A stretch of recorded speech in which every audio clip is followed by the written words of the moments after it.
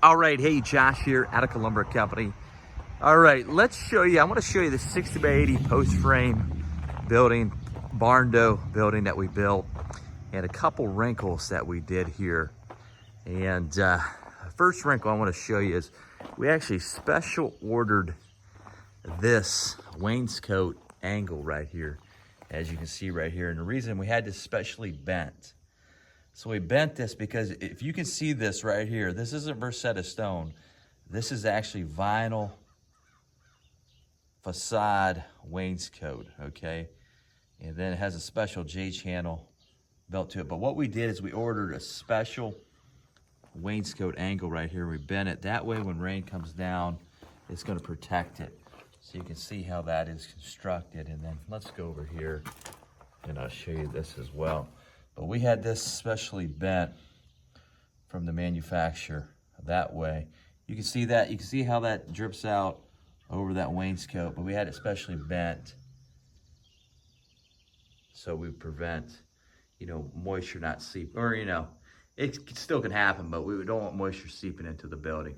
So you can see here, Barndo, 60 by 80, again, post frame Barndo. You can see this beautiful black, all black, sleek, modern, urban looking building here, but the black. And again, it come in a variety of different colors for this interior ceiling. But on the inside, if you remember, concrete perma-columns. Now this has green Gard posts, and I talked about this yesterday in my video. Again, we're seeing a lot more demand for this.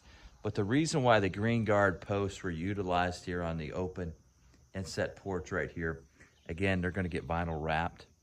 And with a concrete perma-column with the bolts and all that, that's just not applicable. All right, but definitely I'm starting to see more green Gard posts be utilized. So to kind of give you an idea there of this building, black roof, everything black, very sleek, again, very modern, very urban. But let's take a look. I want to show you some other things on the interior here of this building. I'm going to show you the concrete perma-columns. Again, if you're thinking about using a concrete perma-column versus a traditional poured foundation, again, you could do, whatever you want to do depending on budget. But a concrete perma-column, you can get a very strong foundational system, as you can see right here, how that's anchored in right there. And again, this is Ohio, so we go down 54 inches and we set it, that concrete perma-column in the hole there. But we use a 2x10, as you can see, skirtboard. And then you see what we did as a backer right here. We put 7/16 OSB. That way we could attach that vinyl. Again, that's a vinyl wainscot.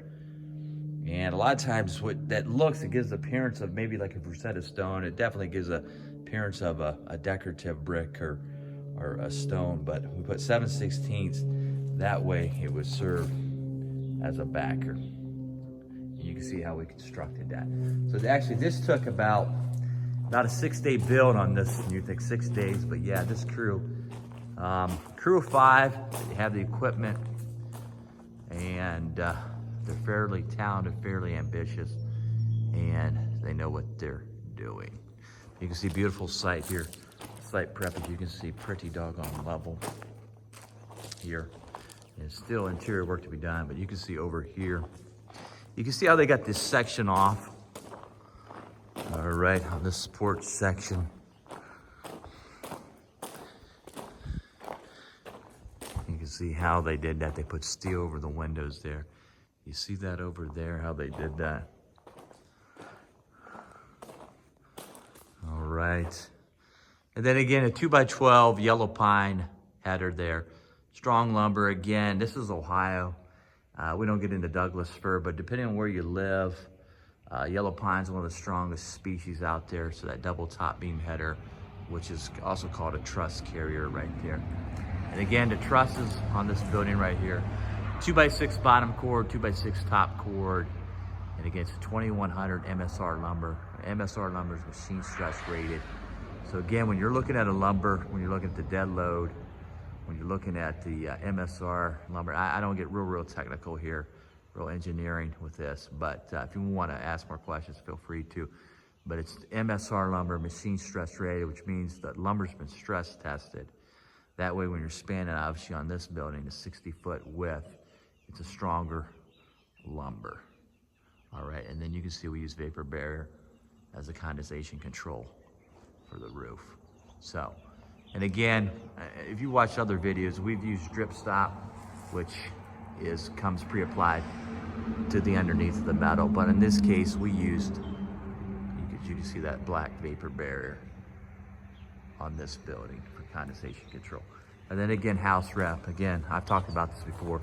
Nominal cost of house wrap definitely adds, you know, keeps obviously water, keeps it tight, and definitely fractional cost, definitely highly recommend it. So another post frame that we put up here, and again, 6 days, a crew of 5. Obviously they have the equipment, they're ambitious, but you can see here, look at that on the back side of this. Not a ton of windows, as you probably see here, but this is gonna be a Barndo home. So just give you some ideas on what you can do from a design layout perspective. And then if you're ambitious enough, you can see black roof. So everything black here on this. So keep following the journey, definitely keep following the journey, but like the video, boom, give it a thumbs up. Until next one, keep it locked and loaded right here, Attic Lumber, since 1925.